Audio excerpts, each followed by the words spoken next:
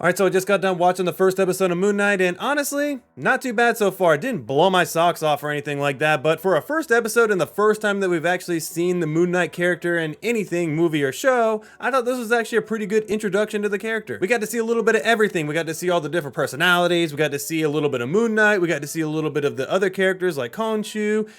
We got a little bit of everything in this episode, and it really wasn't over the top in my opinion. So this is going to be a non-spoiler review for the show, so that way if you want to know if it's worth watching, then this is going to be that review for you. But I'm going to be doing a full breakdown analysis of this show, so that way I can slow it down and rewatch the episode because I really want to do that. But nevertheless, we're going to talk about non-spoilers first. So this is the first time you're being introduced to the Moon Knight character. There's a couple things you need to understand. I mean, first of all, that this is a different iteration than the comic books. It's definitely got some similarities, but it's really kind of going in a different direction. And the main thing to understand is that he suffers from dissociative identity disorder, and the primary default personality in this show is going to be Stephen Grant. So throughout the episode, you'll hear the other personalities, and sometimes other personalities will gain control of Stephen, but inevitably it all defaults back to Stephen Grant. So the other personalities we for sure are getting introduced to in this show that we saw a little bit of in this episode are Mark Spector, and we heard Mr. Knight from what I understand, and we saw a little bit of Moon Knight as well. Anyway, so right off the bat, this show really gave me a lot of Inception vibes. I absolutely love the Inception movie because it's a movie that you can rewatch 100 times and still learn little things about it. That's exactly how I feel about this show because there's so much going on,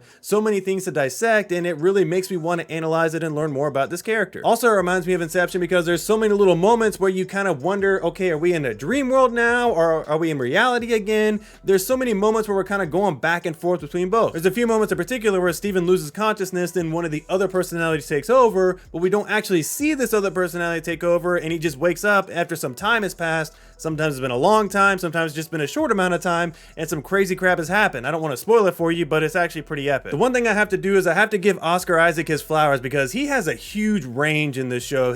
Each character, each personality has a different accent. Like the Stephen Grant character is a British guy, then Mark Spector is actually an American from what I understand. So he's got so many different things going on. Each character sounds different. It's actually really interesting what he's actually asked to do in this show. So I'm just going to kind of list some other random things off, but we do get to see Moon Knight for a little bit. So if you're wondering if we do get to see him in this episode, yes, we do get to see him for just a brief moment. We also get to see Khonshu, which if you don't know, Khonshu is responsible for creating the Moon Knight character. So we do get to see him for a brief moment as well. And of course, we get to see Ethan Hawke, and we finally find out his character is Arthur Harrow. And I'm not sure too much about this character. I need to look up some information on him because I didn't really see too much about him going into this show. So this show definitely feels like Marvel in some ways, and it doesn't feel like Marvel in some ways. It's kind of weird. I can't really explain it. It's definitely a different take in a different direction than Marvel's gone before. Like we have the humor, we have the awesome action sequences and various things like that, but there's also a lot darker theme around this character in the show as well. One small gripe I have, but it was very brief, was there was some weird stuff going on with the animations in this show.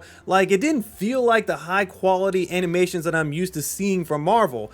There would, like, particularly you'll see during the car chase scene what I'm talking about, it just looked a little wonky to me. And the biggest thing I'm wondering is how the heck is this going to connect to the rest of the Marvel Cinematic Universe, because right now it seems really out of place and I'm not sure where it's going to fall in the spectrum of what's going on in the MCU. But alright, that's all I got for now. I'm definitely going to add some more details in my spoiler review when I can rewatch this and break it down like I said. But nevertheless, have you seen this episode? What did you think about it? If you haven't seen this episode, are you looking forward to it now? Let me know down in the comments below. But alright, that's it. Thank you so much, and we'll see you next time.